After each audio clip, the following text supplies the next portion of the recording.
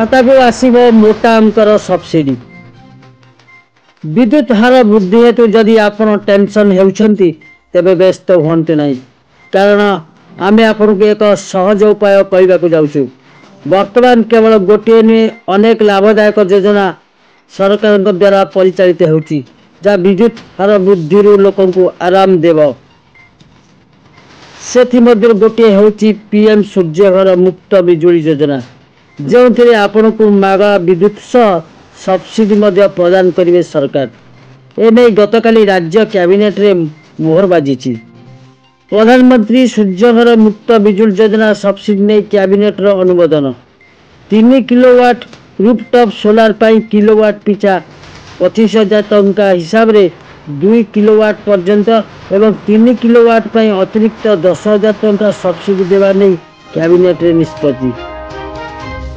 प्रधानमंत्री मोदी 2024 रे सूर्यघर मागणा बिजुली योजना आरंभ करछंती। यही योजना अनुसार सरकार पक्षर 300 यूनिट मागणा बिजुली देवा पाई प्रतिश्रुति दिया जायतिला, जे सेथिपाई घर छात उपरे सोलार पैनल लगा पाई सब्सिडी मध्य दिया जाउची। एथिरे सब्सिडी मूल्य 60,000 टंका रखा जायची।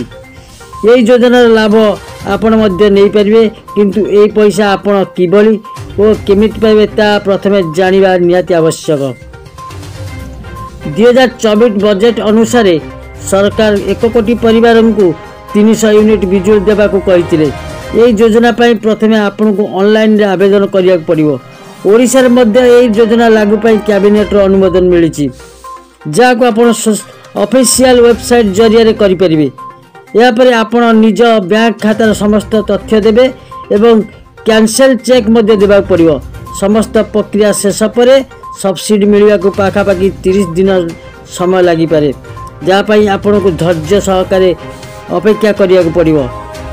एठारे आवेदन करंतु सौर छात सिस्टम संस्थापन करने को आपण केंद्र सरकारी वेबसाइट www.solarrooftop.gov.in एवं www.pmsuryaghar.com परिदर्शन करी आवेदन करने को पड़िबो।